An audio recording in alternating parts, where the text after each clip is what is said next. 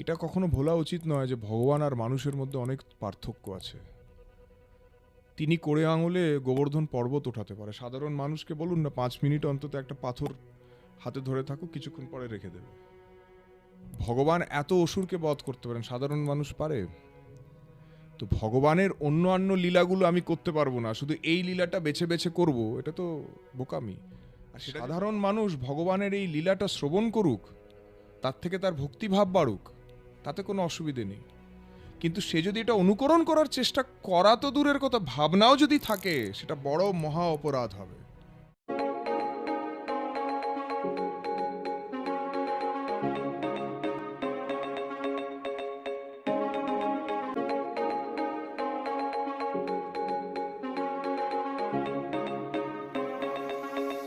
সকলকে explore with দীপদত্ত এই চ্যানেলে আমার সমস্ত সকল দর্শক এবং শ্রোতা বন্ধুদের স্বাগত জানাই। আজকে আমাদের এই পডকাস্টটি অত্যন্ত বিশেষ বলা যেতে পারে। এই পডকাস্টটি আপনারা যারা শুনবেন, এটি নিছকে আলাপচারিতা নয়। আজকে আমরা কিন্তু আলোচনা করব ভগবত কথা। তো আজকে আমাদের সঙ্গে যিনি উপস্থিত রয়েছেন তাকে আমরা কম বেশি সকলেই চিনি, ডিসিপি অনিশ সরকার স্যার, যিনি বিধাননগরের ডেপুটি কমিশনার অফ পুলিশ পদে কর্মরত রয়েছেন। তো তার থেকে আমরা শুনবো কিছু ধর্ম কথা। তো আমরা সকলে স্যারকে আমাদের চ্যানেলের পক্ষ থেকে অভিনন্দন এবং স্বাগত জানাই। তো নমস্কার। নমস্কার। প্রথমেই আমাদের মনে, অনেকের মনে একটা প্রশ্ন জাগে যে ভগবান কি আদৌ এক্সিস্ট করে? এইটা সম্পর্কে যদি একটু তুমি বলো। ভগবান নিঃসন্দেহে এক্সিস্ট করেন।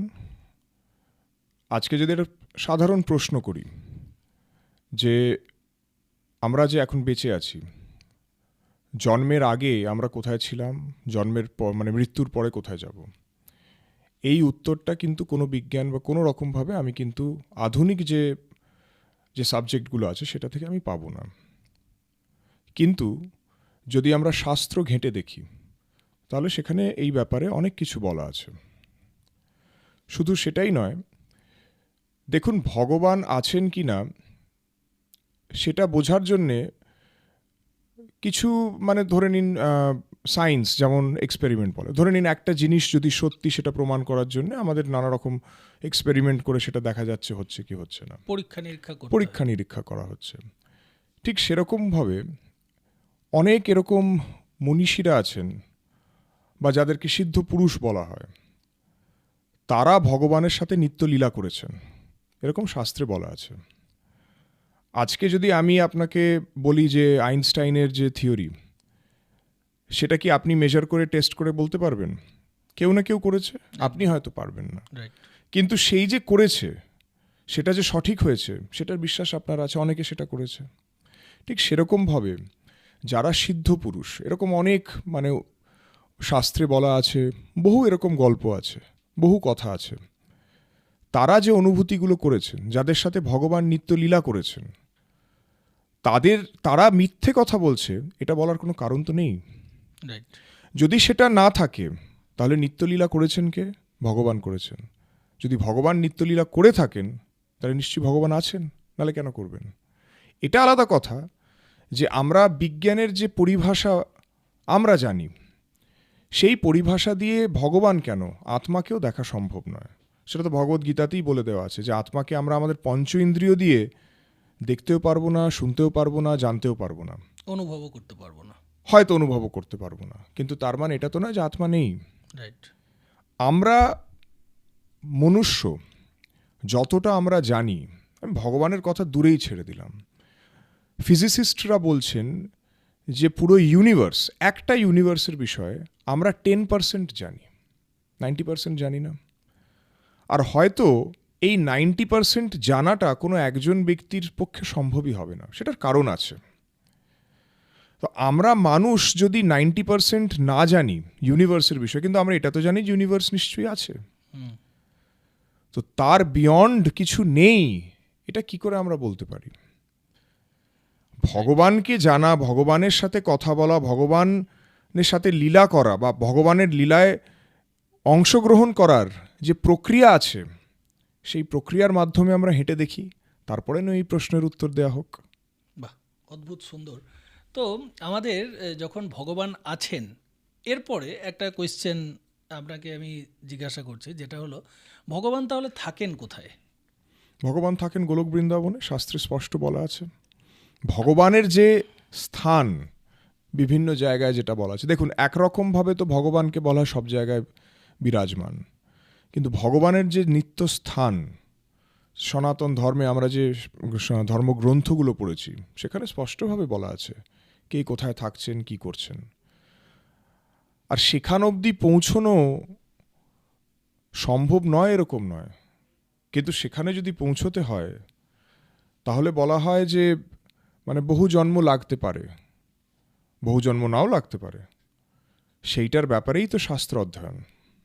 এই ব্যাপারে আরেকটা আমরা শুনি যে যেখানে একবার নারদজি ভগবান শ্রীকৃষ্ণকে জিজ্ঞাসা করছেন যে আপনি থাকেন কোথায়, তো তখন নারদকে ভগবান বলছেন যে নাহম তৃষ্ঠামি বৈকুণ্ঠে নাহম তৃষ্ঠামি যোগিনাম হৃদয়ে চ মদ ভক্তা যত্র গায়ন্তী তত্র তিষ্ঠাতি নারদ। একদম। আমরা এই মুহূর্তে যে কথা বলছি, ভগবানের নাম কথা বলছি, তার মানে ভগবান আমাদের এখানেও আছেন বলে আমরা ভাবতে পারি। একদম ঠিক কথা। ভগবান তো ওইটাই তো বলা হচ্ছে যে ভগবান সর্বত্র আছেন। যখন হিরণ্যকশ্যপু প্রহ্লাদকে বলেছিলেন যে ভগবান কোথায় আছেন, বলেছেন সব জায়গায় আছেন। একদম। বলছেন এখানটাতে আছেন, ওই যে থামটা আছে সেখানে আছে, হ্যাঁ ওখানেও আছেন। সেই জন্য ভগবান আছেন তো সব জায়গায়। জল সব জায়গায় আছে, কিন্তু টিউবওয়েল দিয়ে আমি জল পাচ্ছি, কিছু কিছু জায়গা থেকে আমি জলটা সহজে পাচ্ছি, কিন্তু জল তো সব জায়গায় আছে। বায়ু সব জায়গায় আছে, ঠিক সেরকমভাবে ভগবানও সর্বত্র আছে। কিন্তু যে জায়গাটা হচ্ছে ভগবানের নিত্য ধাম যেটাকে বলা হয় গোলক বৃন্দাবন, শুধু সেটা নয়, আরও অনেক জায়গাতেই ভগবান বিভিন্ন রূপে আছেন, শাস্ত্রে এরকমই বলা আছে। অর্থাৎ আমরা এক কথায় যদি বলতে যাই তাহলে যে ভগবানকে আমরা যদি গভীরভাবে বিশ্বাস করি আর তার সাথে যদি প্রসেস ফলো করি তাহলে আমরা ভগবানকে পেতে পারি। একদম। এই যে আমরা বৃন্দাবন শব্দটা পেলাম কথায় কথায়, গোলক বৃন্দাবন, তো পৃথিবীর মধ্যে বৃন্দাবনকে আমরা কি মানে অন্যভাবে পৃথিবীতে রয়েছে, কিন্তু এটা কি অন্যভাবে দেখা যায়? দেখুন, শাস্ত্রে যে কথাগুলো আমরা জেনেছি গুরুবর্গের কাছ থেকে, সেটা হচ্ছে ভগবানের প্রিয় স্থান বৃন্দাবন, রাইট। গোলক বৃন্দাবন। এইবার যখন ভগবান দ্বাপর যুগের শেষে অবতীর্ণ হয়েছিলেন, তখন এবার ভগবান স্বয়ং নিজে আসছিলেন। মানে এর আগে যখন এসছিলেন তখন অবতার পাঠিয়েছিলেন, বা হয়তো নিজেও এসছিলেন, কিন্তু নিজের সম্পূর্ণ যত ঐশ্বর্য সব কিছু প্রকাশ করেননি। রামচন্দ্র হিসেবে এসছিলেন, মর্যাদা পুরুষোত্তম ছিলেন, রাইট। সেই জন্য কিছু কিছু জিনিস যেটা কৃষ্ণলীলাতে করেছিলেন সেটা রামচন্দ্র হিসেবে করেননি। ঠিক সেরকমভাবে নৃসিংহ অবতার হিসেবে ভগবান এসছিলেন, কিন্তু সেখানে খুব একটা সীমিত কাজ ছিল, হিরণ্যকশ্যপু বধ। কিন্তু যখন কৃষ্ণ হিসেবে এলেন, কৃষ্ণ যখন আসছেন, তখন ওখানে যারা যারা আছেন সব কিছুই কিছুটা কিছুটা নিয়ে আসা। সেই গোলক বৃন্দাবনের রূপেই বৃন্দাবন ছিলেন, কারণ ভগবান যখন আসছেন যে জায়গাটা ওনার পছন্দ সেই জায়গাটা না থাকলে ভালো লাগবে না। শুধু সেটাই নয়, বিভিন্ন যারা সখীরা আছেন, রাধারানী থেকে শুরু করে সবাই, তারা এসছেন। মহাভারতে আমরা এটাও দেখেছি যে পাণ্ডবরা দেবতাদের অংশ ছিল। তো সেই হিসেবে গোলক বৃন্দাবনই পৃথিবীতে বৃন্দাবন রূপে এসছে, এটাই বলা হয়। আমাদের আরেকটা এই কথায় যখন এলো, রামকে আমরা ভাবি মর্যাদা পুরুষোত্তম, শৃঙ্খলার প্রতীক হিসেবে। শ্যামকে আমরা ভাবি কূটনীতি এবং প্রেমিক হিসেবে দেখানো হচ্ছে আধুনিকভাবে। কিন্তু শ্যামের আরেকটা রূপও আছে, যোগেশ্বর শ্রীকৃষ্ণ, সুদর্শনধারী শ্রীকৃষ্ণ। তো আমরা একমাত্র প্রেমিক রূপে শ্রীকৃষ্ণকে আমরা কেন ভজনা করি? তার কারণ হচ্ছে বৃন্দাবনের যে প্রেমিক শ্রীকৃষ্ণ, ব্রজগোপীদের যে শ্রীকৃষ্ণ, সেই শ্রীকৃষ্ণকে তারা ভালোবেসেছেন তার সব ঐশ্বর্য রহিত অবস্থাতে। অর্থাৎ বৃন্দাবনে আমরা যে লীলাগুলো দেখি সেগুলো মাধুর্যময় লীলা। একটা উদাহরণ দিয়ে বলি, কোনো একজন খুব বড় পোস্টে কাজ করেন অফিসার, সেই অফিসার যখন সে নিজের অফিসে আছে বা নিজের কর্মক্ষেত্রে যখন সে আছে, তখন প্রত্যেকে তাকে কোথাও না কোথাও তার যে তার মানে পোস্ট, তার যে পাওয়ার, সেইটাকে কিছুটা হলেও সমীহ করে। কিন্তু বৃন্দাবনবাসী বা সে যখন বাড়িতে ফিরছে, তার মার কাছে কিন্তু সে সেই ছোট ছেলে যাকে জন্ম দিয়েছিল। তখন তার যে বিভিন্ন রকমের যে তথাকথিত ঐশ্বর্য বা যে পোস্ট, সেগুলো কোনো ম্যাটার করে না। ঠিক সেরকমভাবে যদি আমরা দেখি, তাহলে যখন কৃষ্ণ এত অসুর বধ করছেন, যারা গোপরা আছে তারা বলছে যে আরে তুমি কি করে এদেরকে সব বধ করছো? তো কৃষ্ণ বলছে যে না, আমাকে তো যশোদা মা নানা রকম কিছু মন্ত্র দিয়েছেন, তো সেই সবগুলো দিয়ে রেখেছেন বলে আমি হয়ে যাচ্ছে। না না, কিছু তো ব্যাপার আছে, মানে নিজেকে প্রকাশ করছেন না।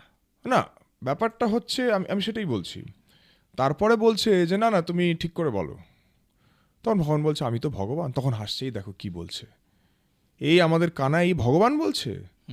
আরে একে তো একটু মাখন যদি বলে দিই তাহলেই দৌড়ে দৌড়ে চলে আসবে।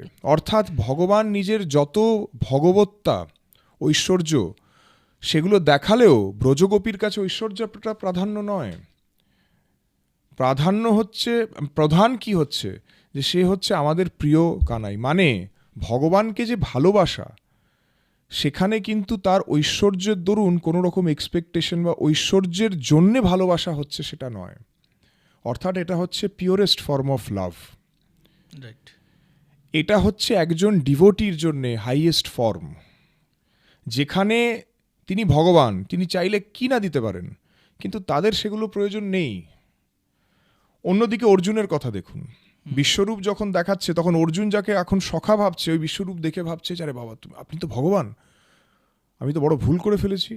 মানে এই যে ঐশ্বর্য, ভগবানের যে ঐশ্বর্যটা যখন মানুষ দেখে, তখন সেই ঐশ্বর্যের জন্যে তার মধ্যে একটা ঐশ্বর্যজনিত একটা সমীহ এসে যায়। কিন্তু মাধুর্য লীলা যখন ভগবান দেখাচ্ছেন, সেখানে ঐশ্বর্য দেখালেও সেই ঐশ্বর্যটা কোনো প্রাধান্য পাচ্ছে না। অর্থাৎ ভগবানকে ভালো লাগে, ভালোবাসি বলে ভালোবাসা হচ্ছে। তার থেকে আমি কিছু পেতে পারি, কিছু নিতে পারি, সেই জন্যে তাকে ভালোবাসছি, যাতে কিছু আমি পেতে পারি, সেই পাওয়ার ইচ্ছেটা কিছু থাকছে না। একদিকে আমরা দেখছি যে যখন কালিয়া দমন করলেন বা এসব অসুরদের বধ করলেন, গোবর্ধন পাহাড়কে ধারণ করলেন, তখন ব্রজগোপীরা জিজ্ঞেস করছে তুমি এটা কি করে পারছো? যেই বলছে ভগবান, ভাই কি মজা করছো, তুমি ভগবান নাকি? আরে তুমি তো আমাদের সাথে এমনি লড়াই করতে করতে হেরে যাও। মানে ভগবান যে ওই যে একটা বিশাল ব্যাপার, ঐশ্বর্য, সেটা ওদের কাছে প্রাধান্য নয়, সেটা ওদের কাছে প্রাধান্য পাচ্ছে না, মানে সেটা ওদের কাছে প্রধান নয়। তার দরুন ব্যাপারটা কি দাঁড়াচ্ছে? ব্যাপারটা দাঁড়াচ্ছে যে ভগবান তাদের কাছে খুব প্রিয়, কিন্তু তার ওই যে ঐশ্বর্যের জন্য সে প্রিয় নয়। একজন মা ছেলেকে ভালোবাসে, সে যদি বড় অফিসার না হতেও মা ভালোবাসতো। একদম। সে অফিসার হয়েছে, সে যে অফিসার হয়েছে বা বড় কিছু হয়ে গেছে, সেটা তার কাছে কোনো বড় ব্যাপার নয়। তার মানে তার যে ক্ষমতা, যেটা সে দিতে পারে, সেইটা তাদের কাছে প্রাধান্য পাচ্ছে না। সেই জন্য তাদের যে ভালোবাসা, সেটা হচ্ছে একদম সবচেয়ে পিওরেস্ট ফর্ম। অর্থাৎ বলা যায়, আমরা এটাকে বলি, হ্যাঁ, অর্থাৎ বলা যায় যে ভগবান ভাবের কাঙাল। আমরা কি ভাব দিয়েই ভগবানকে পেতে পারি, নাকি আমাদের কখনো কখনো মানে আমাদের মন্ত্র, ফুল পাতা যেগুলো আমরা দিই, নৈবেদ্য, সেটাই খুব দরকার পড়ে? ভগবানকে বলা হয় ভাবগ্রাহী জনার্দন। আর এই যে আমরা যে জিনিসগুলো করি, নৈবেদ্য, ফুল দিই, কি জন্যে দিই? ভগবানকে খুশি করার জন্যে। এই জিনিসগুলো করে যদি মনের মধ্যে সেই ভক্তিভাব আসে, সেটা যদি আস্তে আস্তে আস্তে আস্তে আস্তে আস্তে গাঢ় হয়, সেটা প্রেমে পরিণত হয়। ভগবানের প্রতি প্রেম হওয়া মানে জন্ম, মৃত্যু, জরা, ব্যাধি থেকে চিরকাল মুক্ত হয়ে ভগবত ধামে চলে যাওয়া। ভগবানকে ভালোবাসাটাই তো হচ্ছে শাস্ত্রের মূল। ভগবদ গীতা থেকে শুরু করে ভাগবত, এই সব জিনিসগুলো শাস্ত্র কি জন্যে হয়েছে? যে সব কিছু করে যাতে অবশেষে যখন জীবনটা শেষ হচ্ছে, আমি যাতে আস্তে আস্তে আমার আত্মা ভগবানের কাছে যাওয়ার মতো অবস্থায় যেন এসে যাই, আমি যেন আস্তে আস্তে সেই জায়গাতে চলে যেতে পারি যেখান থেকে আমি এসছিলাম। সব কিছুর উদ্দেশ্যটা হচ্ছে মনে ভক্তি আনা।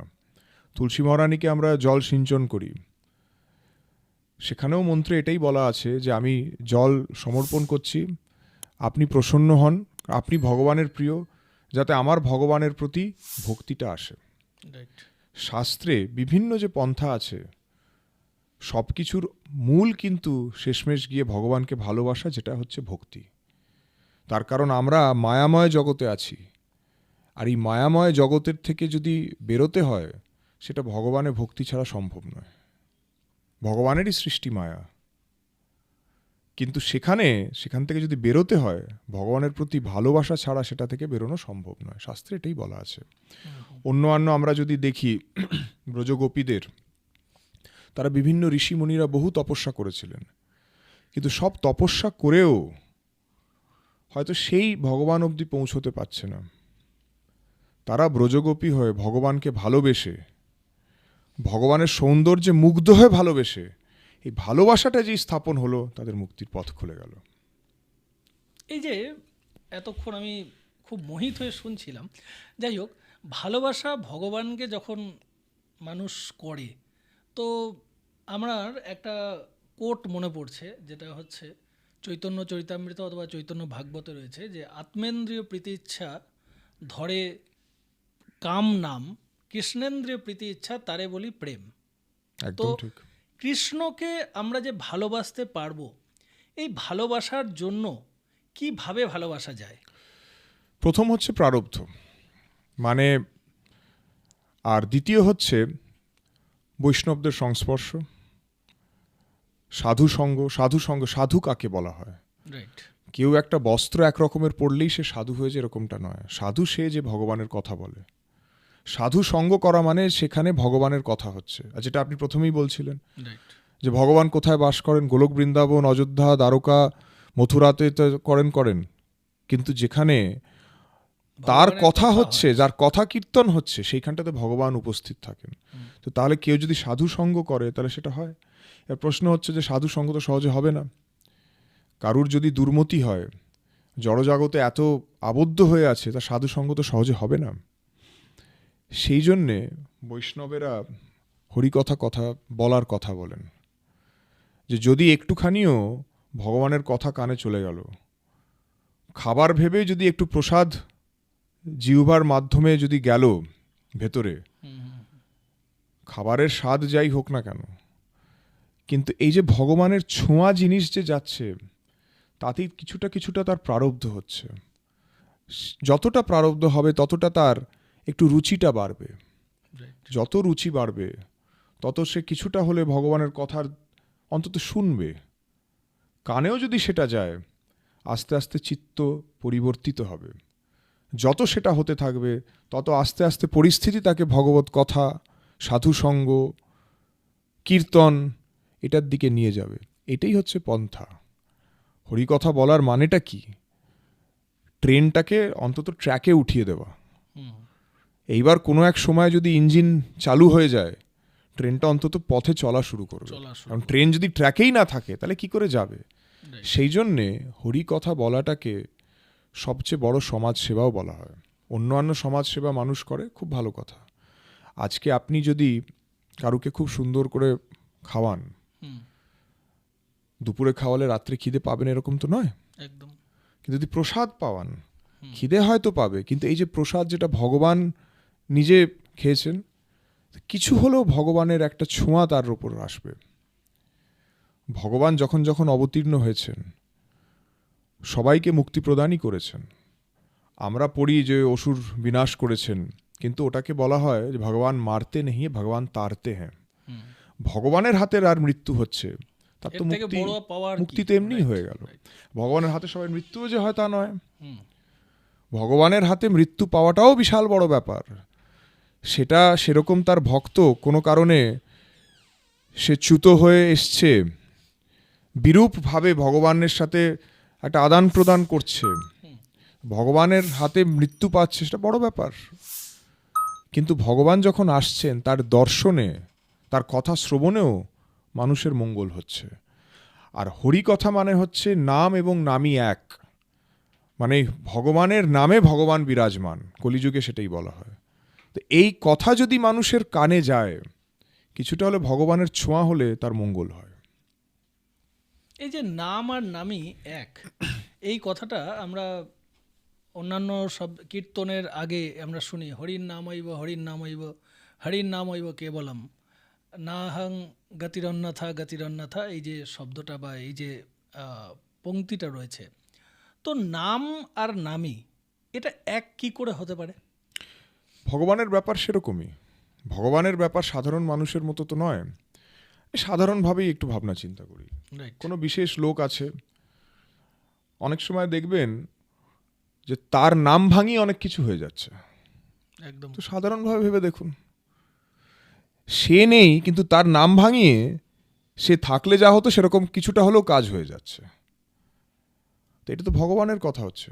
ভগবান নিজে স্বয়ং বলে দিয়েছেন, মহাপ্রভু চৈতন্য মহাপ্রভু ভগবানই, শ্রীকৃষ্ণই, তিনি হরিনাম দিয়েছেন, তিনি মহামন্ত্র দিয়েছেন। ভগবানের নাম আর ভগবান অভিন্ন, এটা শাস্ত্রে বলা আছে। সেই জন্যে ভগবানের নাম যদি কেউ নেয়, ভগবানের নাম কেউ যদি শোনে, তাহলে একরকমভাবে তার ভগবানের সাথে একটা কানেক্ট হচ্ছে। হয়তো তারপরে সেটা বিচ্ছিন্নও হচ্ছে, কারণ মায়াময় জগতে আছি। সারাক্ষণ মানুষ ভগবানের নাম নিতে পারছে তা তো নয়, কাজ করছে, অন্য কিছু করছে, ভুলে যাচ্ছে, কানেক্টটা ডিসকানেকশন হয়ে যাচ্ছে। মোবাইলের টাওয়ার যেমন মাঝে মাঝে কানেকশন ফেল করে, ওরকম হয়ে যাচ্ছে। কিন্তু কানেকশন হতে হতে হতে হতে হতে হতে যদি রুচিটা হয় আর সেই দিকে চলে যায়, তাহলে তার মঙ্গলই মঙ্গল। তো আমরা অনেকক্ষণ থেকে মুক্তি এই শব্দটা শুনছি। মানুষকে জীবিত থাকতে থাকতে মুক্তি পেতে পারে নাকি মৃত্যুর পরেই মুক্তির সম্ভাবনাটা থাকে? কি মনে প্রথম হয়? কথা হচ্ছে মুক্তিটা কি। গুরু বৈষ্ণবদের কাছ থেকে যেটা শুনেছি, সবসময় যে মুক্তিকে খুব ভালো হিসেবে ধরা হচ্ছে সেরকমটা নয়। তার কারণ হচ্ছে মুক্তি মানে কোনো একটা জিনিস থেকে মুক্ত হয়ে যাওয়া। আমার যদি আজকে প্রচণ্ড কোথাও একটা শারীরিক কষ্ট থাকে, সেই কষ্টটা নিবারণ হয়ে গেলে আমি সেই কষ্ট থেকে মুক্ত হলাম। কিন্তু কষ্ট থেকে মুক্ত হয়ে গেলেই যে আমার মনের মধ্যে খুব আনন্দ আসবে সেটা নয়। মুক্তি, গুরু বৈষ্ণবরা যেটা বলেন, যে কোনো জিনিস ছাড়ার চেষ্টা করার চেয়ে শ্রেয় হচ্ছে ভগবানের সাথে নিজেকে জোড়া।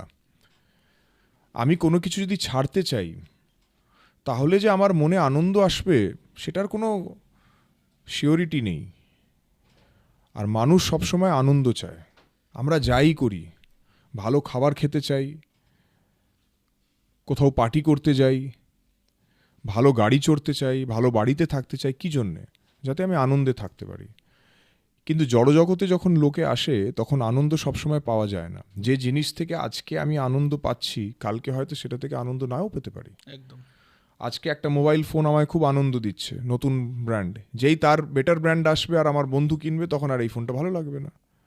একদম। অর্থাৎ কোনো বস্তু বা কোনো জড়জাগতিক জিনিস আমাকে আনন্দ যে দেবে পুরো তা নয়। কোনটা আনন্দ দেবে? সচ্চিদানন্দ ভগবানকে বলা হয়। ভগবানের সাথে যুক্ত যদি আমি হতে পারি, তাহলে কিন্তু আনন্দটা আমি আসলে পাব। তো ঘটনা যেটা হচ্ছে যে মুক্তি মানে হতে পারে যে কেউ একজন মুক্ত হলো, কোনো একটা ধামে গেল, এইবার সেইখানটাতে সে যে সবসময় আনন্দ পাবে না তা নয়। এটা মানে যেটা আবার শোনা গুরু বৈষ্ণবদের কাছে, এই যে গোলক বৃন্দাবনে কৃষ্ণ কিন্তু মানে দ্বারকাধীশ রূপে নেই। ও সবাই সাথে খেলছে, হাসি ঠাট্টা করছে, মাখন চুরি করছে, কে কান মুলে দিচ্ছে, কে ধরপাকড় করছে, সব সময় কিন্তু এই সবগুলোতে সবাই আনন্দ পাচ্ছে। কিন্তু দ্বারকাধীশ হয়ে যখন আছে, তখন যারা ওখানের লোক, রাজাকে তো কেউ আর ওরকমভাবে কিছু করতে পারবে না, রাজার কান মুলবে নাকি বা রাজার সাথে খেলতে পারবে নাকি, তারা সম্ভ্রম আছে। রাইট। এটা হচ্ছে পার্থক্য। দ্বারকা বা অন্য কোনো ধামে, ভগবত ধামে আছে, সে মুক্ত হয়েই আছে, কিন্তু সে আনন্দ নেই। কিন্তু গোলক ধামে যাওয়া মানে হচ্ছে ভগবানের নিত্য যে দৈনন্দিন লীলা, যেগুলোর বিষয়ে আমরা শুনেছি, দাপর যুগে যেটাকে উনি রিক্রিয়েট করেছেন একরকমভাবে বলতে গেলে, সেইটার আমি পার্টিসিপেন্ট হচ্ছি। সেই জন্যে আমি আনন্দেও আছি আর অবশ্যই মুক্ত হয়ে আছি। এবার আপনার প্রশ্ন হচ্ছে যে জীবিত অবস্থায় থাকবে কিনা। যদি জীবিত অবস্থায় আমি ভগবানের লীলার মধ্যে থাকি, ভগবান যদি নিত্য এসে আমার সাথে লীলা করেন, তাহলে আমি তো বডি থাকলেও আমি তো মুক্ত। উদাহরণ দিই একটা, একদম। রূপ এবং সনাতন গোস্বামীর। সনাতন গোস্বামী, রূপ গোস্বামী বৃন্দাবনে যারা যাবেন এটা শুনে থাকবেন, টের কাদাম্ব বলে একটি জায়গা আছে। হুম।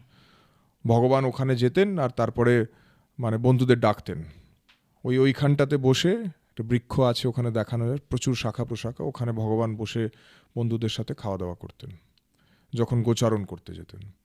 এবার পরে সনাতন গোস্বামী, রূপ গোস্বামী যখন বৃন্দাবনে যান, ওখানে রূপ গোস্বামী নিজে ভজন করতেন। একদিন সনাতন গোস্বামী রূপ গোস্বামীর সাথে দেখা করতে এসেছিলেন।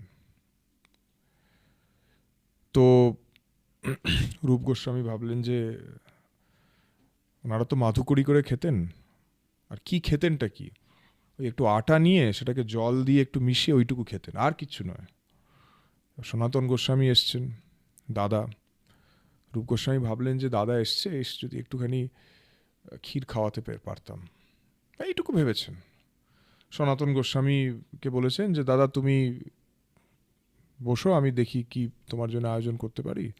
সনাতন গোস্বামী স্নান করতে গেছেন, কোথাও গেছেন, রূপ গোস্বামীর মনেই চিন্তাটা এসছে।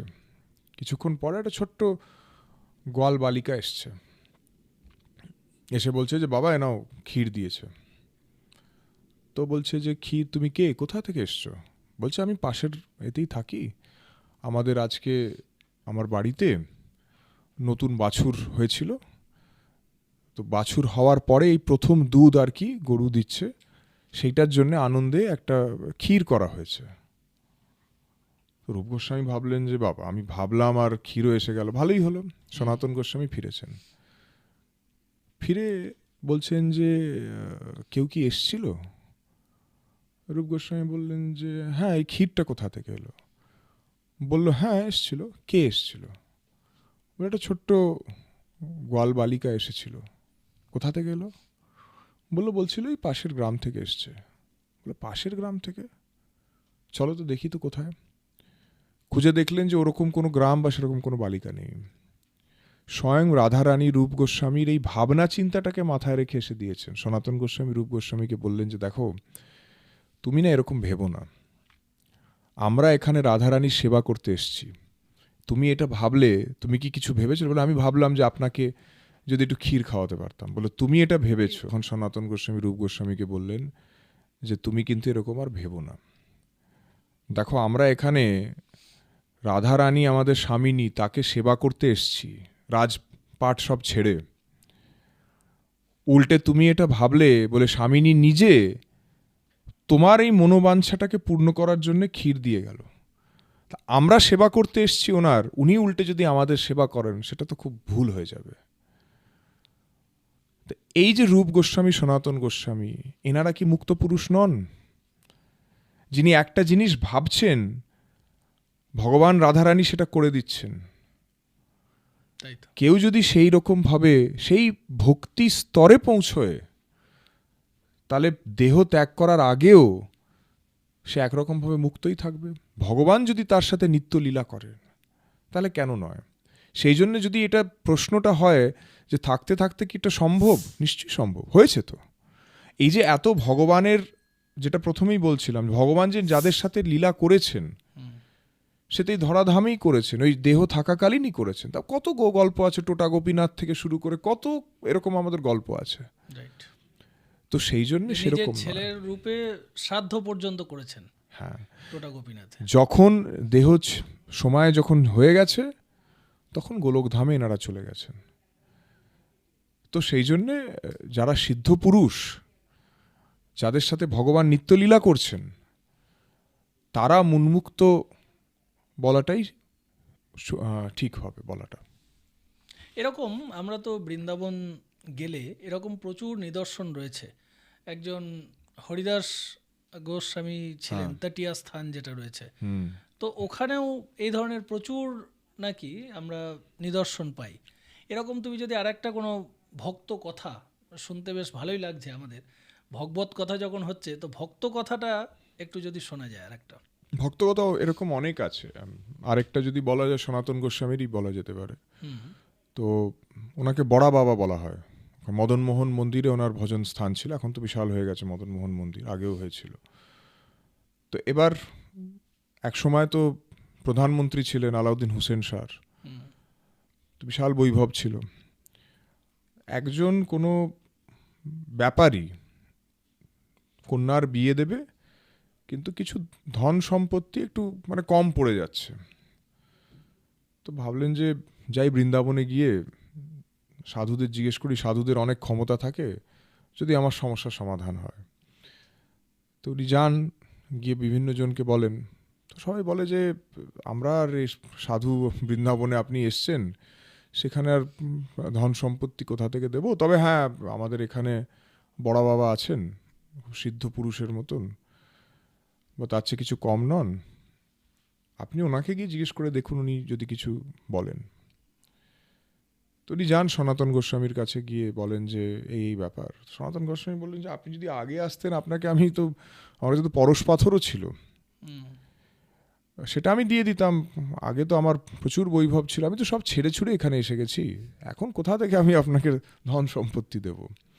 তবে এই যে বললাম আমার একটা পরশ পাথর ছিল, আমি আপনাকে এটা বলে দিতে পারি যে আমি ওটা কোথায় ফেলেছিলাম। আমি যমুনাতে ফেলে দিয়েছিলাম যখন এখানে এসেছিলাম।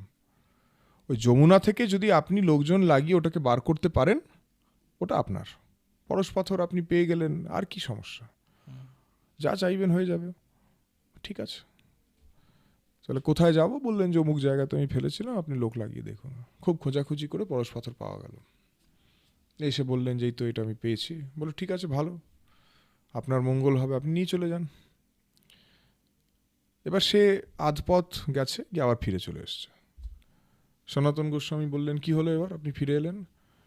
বললেন দেখুন, আপনাকে দেখে তো কখনোই মনে হয় না যে আপনি বোকা। আপনি পরশ পাথর যদি ত্যাগ করেছেন, মানে আপনার কাছে এমন কিছু আছে যেটা তার চেয়ে অনেক বেশি মূল্যবান। আমি সেইটা চাই, আমার পরশ পাথর চাই না, আমি এটা ফেলে দিতে চাই। আপনি আমাকে সেই জিনিসটা বলুন। বলুন দেখো, সেই জিনিসটা তো ওরকম পাথরের মতো নয় যে তুমি কোথাও আমি তোমায় বললাম দিয়ে দিলাম।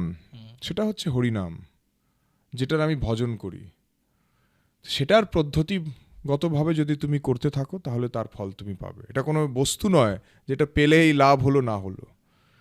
তো বলা হয় তিনি ভক্তে পরিণত হয়েছিলেন, পরশ পাথর ফেলে দিয়েছিলেন, সনাতন গোস্বামীর সাথে থেকে ভজন করেছিলেন। আরেকটা গল্প আছে, বৃন্দাবনে গল্পের শেষ নেই। এখনো এই যে রাধা দামোদর মন্দির, এখানে তো তোমার এই রূপ গোস্বামী এবং সনাতন গোস্বামী এনাদের যে সনাতন গোস্বামী না, রূপ গোস্বামীর ওখানে সমাধি স্থান আছে, জীব গোস্বামীর আছে। পূজিত বিগ্রহ যেগুলো, সেগুলো এখনো রয়েছে, যেটা হ্যাঁ রাধা দামোদর মন্দিরে আছে না, 5টা বিগ্রহ রয়েছে, যেটা ওখানে এখন অন্য একটি সংস্থা টেক ওভার করেছে, কিছুটা করেছে। তো সেবিত বিগ্রহ কোনটা সেটা অনেকে অনেক কিছু বলে, আমি সেটার মধ্যে যেতে চাই না। সেবিত বিগ্রহ তো আমাদের, আপনি অত দূর যাওয়ার কি দরকার আছে? আমাদের রামকেলি মদন মোহন মন্দিরেই তো সেবিত বিগ্রহ আছে। রূপ গোস্বামী, সনাতন গোস্বামী, জীব গোস্বামীর তো সেবিত বিগ্রহ আছে। এটা কোথায়? রামকেলি মালদাতে, যেখানে চৈতন্য মহাপ্রভু প্রথম রূপ এবং সনাতন গোস্বামীর সাথে দেখা করেছিলেন। আচ্ছা, আমরা এটা জানি না। আমরা বাঙালিরা আমাদের ঐতিহ্যর অনেক কিছু জানি না। মালদার রামকেলি, যেটা মানে ইংলিশ বাজার থানার আন্ডারে আসে, ওখানে যে বর্ডার আছে, মেহেদিপুর বর্ডারের কাছে জায়গাটা আছে, এই স্থানে মহাপ্রভুর দেখা হয়েছিল রূপ এবং সনাতন গোস্বামীর সাথে, যখন তারা খাজাঞ্চি ছিল গৌড়ের। হ্যাঁ হ্যাঁ, যখন তারা মানে ওই আলাউদ্দিন হোসেন শাহর মন্ত্রী হিসেবে ছিলেন। তাদের খুব ইচ্ছে ছিল যে মহাপ্রভুর সাথে দেখা করতে পারার, তো কিন্তু মানে সুযোগ হয়ে উঠছিল না। তো মহাপ্রভুকে বহু চিঠি লিখেছিলেন। তারপরে মহাপ্রভু একবার ওখানে গেছিলেন, মানে পুরী থেকে বৃন্দাবন যাওয়ার পথে উনি সোজা রামকেলিতে গেছিলেন। সঙ্গে নিত্যানন্দ প্রভু, অদ্বৈত আচার্য প্রভু সবাই গেছিলেন। জীব গোস্বামী তখন 5 বছর বয়স, ছোট্ট ছেলে। জীব গোস্বামী ভাতুষপুত্র। আমাদের যে 6 গোস্বামীর মধ্যে জীব গোস্বামীকেও ধরা হয়, এবং মানে বিশাল বড় পণ্ডিত ছিলেন জীব গোস্বামী। তো যাই হোক, ওখানে যখন যান তখন মানে ওই দর্শন দেন মহাপ্রভু, আশীর্বাদ করেন। তো যে বিগ্রহ ছিল সেগুলো তো এখনো আছে। হ্যাঁ, অবশ্যই অবশ্যই। আমি তো সবাইকে বলবো যে গিয়ে ওখানে দর্শন করে আসুক। মহাপ্রভুর পদচিহ্ন আছে ওখানে, সেই কেরি কদম, একটা কদম্ব বৃক্ষ আছে, কেলি কদম্ব বৃক্ষ, সেই সময়কার, যার নিচে মহাপ্রভু বসেছে, সবই আছে। তো খুব দূরে যেতে হবে এরকম তো নয়। বহু জিনিস আছে যেটা আমরা হয়তো জানি না, কিন্তু এগুলো আছে। আমিও জানতাম না, এখানে আপনার কাছ থেকে এটা জেনে সমৃদ্ধ হলাম। নাম জপ যেটা হয়, হ্যাঁ। এটার 3টে পদ্ধতি আছে আমরা জানি। হুম হুম। তো 3টে পদ্ধতি কি কি থাকে বেশি করে? 3টে পদ্ধতি মানে দেখুন, মন্ত্র তো সাধারণভাবে মনে মনে করা হয়, কিন্তু মহামন্ত্র যেটা হরে কৃষ্ণ কৃষ্ণ কৃষ্ণ হরে হরে, হরে রাম রাম রাম হরে হরে, এটা মহামন্ত্র। এটা যে আপনি মনে মনে করতে হবে এরকম কিছু না। উচ্চ স্বরেও করা যেতে পারে, কীর্তন আকারেও করা যেতে পারে, মনে মনেও করা যেতে পারে। এখানে উচ্চারণ দোষ নেই। উচ্চারণ দোষ মন্ত্রে খুব বড় একটা ব্যাপার। আমরা জানি যে কুম্ভকর্ণ চেয়েছিল কিছু, হয়েছিল কিছু, মন্ত্র উচ্চারণে একটু গন্ডগোল হয়ে গেছিল বলে, কিন্তু সেই সব দোষ নেই। যে কোনো লোক করতে পারে। শাস্ত্রে কিছু কিছু ব্যাপার থাকে যে অমুকজন এটা করতে পারবে না, সে করতে পারবে, এই সব ব্যাপারগুলো এখানে নেই। যে কেউ করতে পারবে, যে কোনো পরিস্থিতিতে, সর্বধর্ম, যে কোনো, কে করছে না করছে, কোনো সেটাতে কোনো নির্বিশেষে, মানে কে কোন জায়গায় আছে, কী পরিস্থিতি আছে, সেই নির্বিশেষে এটা যদি কেউ করে তাহলেই তার মঙ্গল হবে, সে ভগবানের পথে এগিয়ে যেতে পারবে। তো সেই জন্য এটাই মেন, এই মহামন্ত্রটাই যেটা চৈতন্য মহাপ্রভু দিয়েছেন, এটাকে অবলম্বন যদি কেউ করে, সহজ সরল পন্থা, তাহলেই সে এগিয়ে যেতে পারবে। আমরা আরেকটা কোয়েশ্চেন অনেকের মাথার মধ্যে থাকে যে রাধা তত্ত্ব, এটা একটা অনেক বড় বিষয়। আমাদের আরেকটা পডকাস্ট সেশন এটার উপরে হয়ে যেতে পারে, বা একটা না, অনেকগুলোই হতে পারে হয়তো।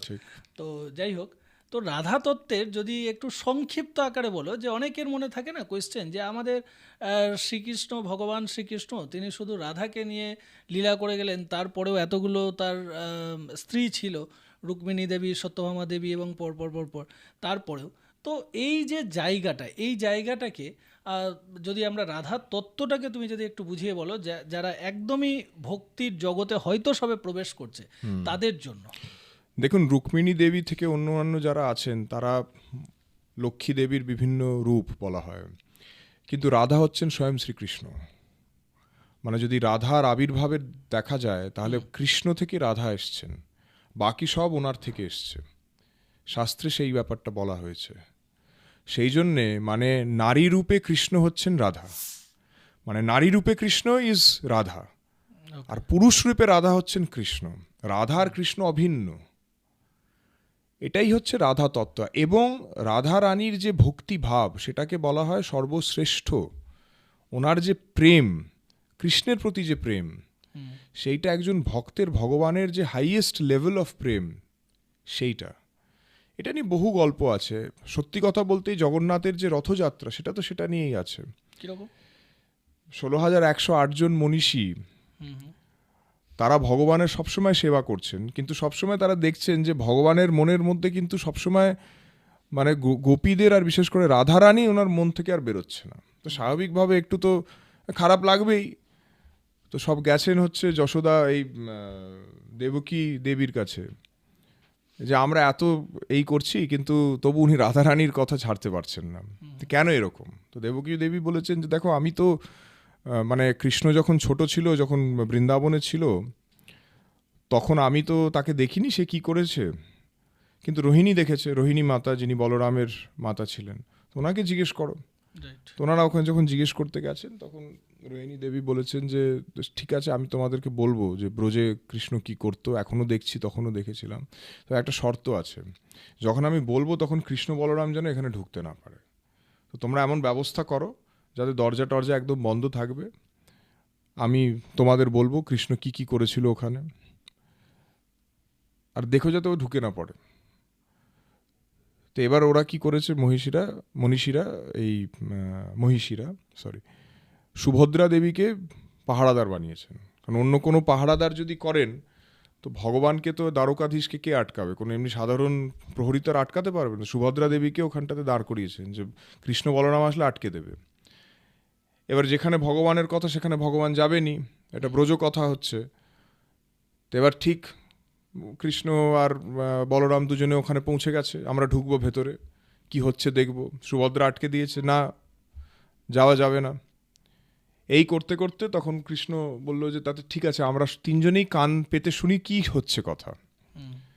তো এই যে কান পেতে যে শুনছে, রোহিণী দেবী বলতে থাকছেন, মনীষীরা শুনছে, এবং এনারা সেই শুনে শুনে শুনে শুনে এই যে জগন্নাথ দেবের যে রূপটা, এটাকে বলা হয় প্রেম বিগলিত রূপ। মানে শুনে শুনে ভাবের মাধ্যমে চোখ বড় বড় হয়ে যাচ্ছে, হাত পাগুলো এরম ঢুকে যাচ্ছে। এই প্রেম বিগলিত রূপ, তখন নারদ মুনি ওখানে উপস্থিত হয়ে এই রূপটা দেখে ভগবানকে বলেন যে আমি চাইবো যে আপনার এই রূপে যেন আপনি জগতে পূজিত হন। সেটাই পরবর্তী জগন্নাথ দেবের এই রূপটা, সেটাই রূপ। তো মানে রাধারানীর যে কৃষ্ণকে যে যে ভালোবাসাটা, সেটা হচ্ছে উত্তম কোটি ভালোবাসা, মানে শ্রেষ্ঠ। আবার ওখানে কোনো ঐশ্বর্যের ব্যাপার নেই, কিন্তু অন্যদের ক্ষেত্রে কোথাও না কোথাও সেই সম্ভ্রম আছে, সেই ঐশ্বর্যের ব্যাপারটা আছে। ভগবানের ঐশ্বর্য ভগবানের থেকে অভিন্ন, তো সেই ঐশ্বর্যকে পার করে ভগবানকে ভালোবাসা সহজ নয়। ভক্তজন এই জিনিসটা বিশ্বাস করে, ভাবে, কিন্তু যারা সাধারণ মানুষ তাদের কাছে একটাই মনে হয় যে কৃষ্ণ আর রাধা বোধহয় কোনো দুইজন মানুষ ছিল, এবং তাদের শারীরিক সম্বন্ধ বা এই ধরনের ব্যাপারটা, এই যে জায়গাটা আসছে, এই জায়গাটাতে তো কৃষ্ণ তো অনেক ছোটোবেলাতে, যখন 11 বছর, আই থিঙ্ক 11 বছর বয়সে উনি মথুরার উদ্দেশ্যে রওনা হন, তারপর আর ফিরেও আসেননি। আর রাধা তখন হয়তো দাদা মানে একটা আর একটু বয়সে বড় ছিলেন হয়তো। তো সেই যে জায়গা থেকে মানুষের মনে এই যে একটা ধারণা তৈরি হয়ে গেল, এই জায়গাটাকে তুমি কিভাবে বলতে পারো? দেখো, এগুলো হচ্ছে মানে বিভিন্ন রকম গল্প লোকে বানায়, এগুলো জড়জাগতিক কথা। আমি তোমাকে ভাগবত থেকে উঠিয়ে বলছি এই প্রশ্নের উত্তরটা। একদম। এই যে প্রশ্নটা যেটা তুমি আমাকে করলে, যে কৃষ্ণ গোপীদের সাথে লীলা করছেন, এটা কি ঠিক ব্যাপার নাকি? তো লোকজন করবে, হয়তো বলাই হয় যে কৃষ্ণ করলে দোষ, আমি করলে, মানে কৃষ্ণ করলে উনি ভগবান, আমি করলে দোষ, কৃষ্ণ করলে লীলা, আমরা করলে বিলা, লাইক হ্যাঁ, দ্যাট, এই ধরনের এটা বলা হয়। রাইট, হ্যাঁ। তো এই প্রশ্নটা পরীক্ষিত মহারাজ সুখদেব গোস্বামীকে করেছিলেন, যে ভগবান হচ্ছেন পরিত্রাণায় সাধুনাম বিনাশায় চ দুষ্কৃতাম ধর্ম সংস্থাপনার্থায় সম্ভবামি যুগে যুগে। তো ভগবান তো ধর্ম স্থাপন করার জন্য করেছেন। তো এই যে ভগবান, গোপীরা বেশিরভাগই হচ্ছেন ম্যারিড, তাদের সাথে এই যে লীলা করছেন, এটা কি ভালো ব্যাপার নাকি? লোকজন কিভাবে দেখবে এটাকে? ভগবান ধর্ম তুলে ধরবেন, এটা কি ধর্ম তুলে ধরার পরে ব্যাপার হচ্ছে নাকি উল্টো হচ্ছে? সুখদেব গোস্বামী বলেছিলেন যে আমি আপনাকে বলেছি যে শিশুপাল যে ভগবানকে 100 বার ভীষণভাবে তিরস্কার করেছিল, বিরূপ মনোভাব পোষণ করেছিল, সেই শিশুপালকে ভগবান মুক্তি দিয়েছেন। ভগবানকে যারা ভালোবাসবে তাদের ভগবান মুক্তি দেবেন না? মানে পরীক্ষিত মহারাজের প্রশ্ন ছিল যে এই যে গোপীদের যে কৃষ্ণের প্রতি ভালোবাসা, সেটা তো একটা মানে কামজনিত ভালোবাসা হিসেবেই দেখা যাচ্ছে। তো মানুষ যদি কামুক হয়, সে মুক্তি পেয়ে যাবে কি করে সম্ভব? আর ভগবান যে এই জিনিসটা করছেন, সেটা কি ধর্ম স্থাপন হচ্ছে না? লোকজন তো অন্যরকম ভাববেন। সেই জন্য এটা বলেছিলেন, এবং বলেছিলেন যে ভগবানের প্রতি মানুষ বিদ্বেষ করুক, কাম মনোভাবাপন্ন হোক, ভগবানের সাথে কোনো রকম সম্পর্ক স্থাপন করা বা তার বিষয়ে ভাবা, তাতেই জীবের মুক্তি পেয়ে যাবে। এটা কখনো ভোলা উচিত নয় যে ভগবান আর মানুষের মধ্যে অনেক পার্থক্য আছে। তিনি কোড়ে আঙুলে গোবর্ধন পর্বত ওঠাতে পারে, সাধারণ মানুষকে বলুন না 5 মিনিট অন্তত একটা পাথর হাতে ধরে থাকুক, কিছুক্ষণ পরে রেখে দেবে। ভগবান এত অসুরকে বধ করতে পারেন, সাধারণ মানুষ পারে? তো ভগবানের অন্য লীলাগুলো আমি করতে পারবো না, শুধু এই লীলাটা বেছে বেছে করব, এটা তো বোকামি। আর সেটা যে বোকামি, সেটা আবার পরে ওই এটা বলার পরেই সুখদেব গোস্বামী বলে দিয়েছিলেন, সাধারণ মানুষ ভগবানের এই লীলাটা শ্রবণ করুক, তার থেকে তার ভক্তিভাব বাড়ুক, তাতে কোনো অসুবিধে নেই।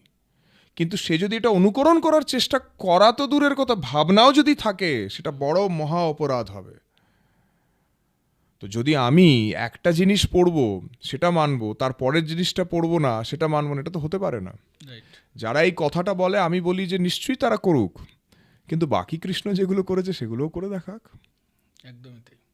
আমি যদি সেটা না করতে পারি, আমার যদি সেই ক্ষমতা না থাকে, তাহলে আমি করব কি? কৃষ্ণ হচ্ছেন সর্বভোক্তা, আমরা তা নই। উনি হচ্ছেন স্বয়ং ভগবান, আমরা হচ্ছি তার তটস্থা শক্তি, যিনি ভগবান এবং মায়ার মাঝামাঝি তটে আছে, মাঝে মাঝে এদিক মাঝে মাঝে ওদিক হচ্ছে। ওই সমুদ্র বিচে যে বসে থাকা হয় না, মাঝে মাঝে সমুদ্র ঢেউ আসলে ওদিকে চলে গেলাম, আবার এদিকে রয়ে গেলাম, রাইট। ব্যাপারটা ওরকম। তট থেকে তটস্থা শক্তি। তো মানুষ আগে নিজের ক্ষমতাটা তো বুঝুক, তারপরে সব করবে। আপনি 16,108 বলছেন, আর একটা বউকে রাখতে অবস্থা খারাপ হয়ে যাচ্ছে লোকেদের। আমরা কত দেখি এই কেস হচ্ছে ওই কেস হচ্ছে, আর পরকীয়া হলে তো গেল। সে আবার সেসব ভাবনা চিন্তা করাটাই তো বোকা বোকা ব্যাপার। হ্যাঁ, কালিয়া দমনের এত বিষ পান করে নিয়েছে, কামড়েও কিছু হয়নি, আর জল ঢোরা সাপ আসুক সব ছুটে পালাবে, সব ছুটে পালাবে, কিন্তু ওইটা মাথায় থাকবে, ওইটা মাথায় থাকবে। রাইট। এটা অপরাধ হয়ে যায়। একটু আমরা লাইটার ওয়েতে কথাটা বললাম, বাট সিরিয়াসলি মানে এটা অনেক বড় ব্যাপার, অনেক মানুষের মধ্যে এই প্রশ্নগুলো থাকে। তো আজকে আমরা এখানেই শেষ করছি, কিন্তু নেক্সট আরেক দিন আমরা আবার এই ব্যাপারটা নিয়ে আলোচনা করব, এবং আপনাদের যদি কোনো প্রশ্ন থাকে সেটা আমাদের কমেন্ট বক্সে দিতে পারেন। আমরা স্যারের সাথে আলোচনা করে সেইগুলো রিপ্লাই দেওয়ার যথাযথ চেষ্টা করব। কোনো রকম ভুলভাবে ভক্তিকে নিয়ে যাবেন না, এটা আমাদের একটা রিকোয়েস্ট রয়েছে। যদি কোনো জায়গায় না জানা হয়, না বোঝা হয়, তাহলে আপনি প্রপার একটা প্রসেসে যান, প্রপার একটা জায়গা থেকে জানুন। শুধুমাত্র চটি বই পড়ে জেনে নিলে হবে না। তো সেই জায়গা থেকে এক্সপ্লোর উইথ দীপদত্ত চ্যানেলটি আজকে এই আলোচনাতে আমরা বিরাম দিচ্ছি বলা যেতে পারে। তো আবার দেখা হবে অন্য কোনো দিন, অন্য কোনো এপিসোডে। ধন্যবাদ।